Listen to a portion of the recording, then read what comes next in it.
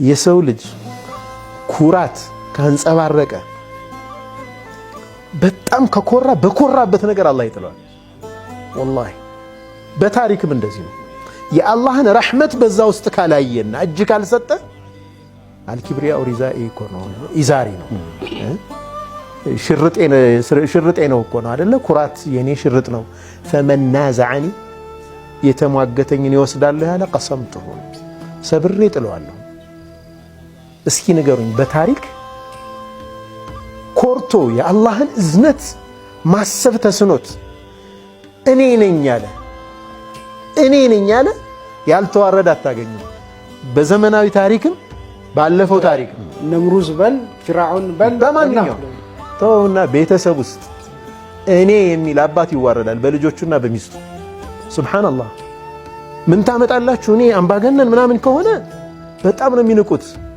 ፈርተውት ሊኖሩ ይችሉ ይሆናል፣ ግን ንቀት ውስጣቸው ይፈጠራል።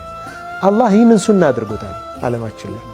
ሁሉም እንደሌለህ ቢቆጥርህ አንተ መዐላሂ ቀዊይ፣ ብቻህን ደካማ ነህ። አላህን ይዘህ ግን ጠንካራ ነህ። ወደ አላህ ስትጠጋ ዩሚዱከ ቢቁወትን ምን ዐንዲህ፣ ከሱ በሆነ ኃይል ይሰጥሃል። አላህ ልብህን ያጸነዋል፣ ጉልበት ይሆናል፣ ውስጥህ እንዳይሰበር ያደርጋል። አንድ ወንጀለኛ የሆነ ሰው ለይለተል ቀድር ላይ ሆኖ ይላሉ በጣም ወንጀሉ በስቷል። ጌታውን ይጣራል። ያ ረቢ አዕፉ ዐኒ፣ ጌታዬ ይቅር በለኝ እያለ እየደጋገመ እንትን ይላል፣ ጥሪ ያደርጋል። መላኢኮቹ አላህ ስብሓነሁ ወተዓላ ምን ይላቸዋል? ላ ተሕጅቡ ሰውተ ዓብዲ ዐኒ፣ የባሪያዬን ድምፅ ከኔ አትከልክሉ ይላቸዋል። መላኢኮቹ አህል አይደለም ብለው እየሸፈኑበት ድምፁን እያፈኑበት ብለዋል ነቢ ሰለላሁ ዐለይሂ ወሰለም። ምን ይላሉ መላኢኮቹ? ያ ረብ ኢነሁ ላ የስተሒቁ ዐፍወክ ለቀድ ፈዐለ ወፈዐል።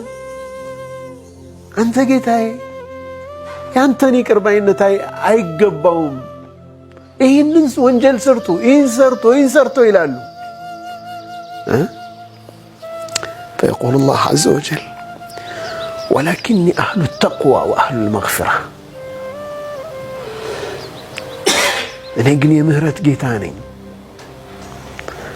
እሱ አይገባውም አይደለም፣ እኔ የምህረት ጌታ ነኝ ይላቸዋል አላህ ሱብሓነሁ ወተዓላ።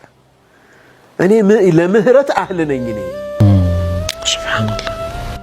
እሱን ተመክተህ ሽንፈትን አታስብም፣ እሱን ተመክተህ የነገሮች መበላሸትን አታስብም። ረሒም የሆነ ጌታ ነው።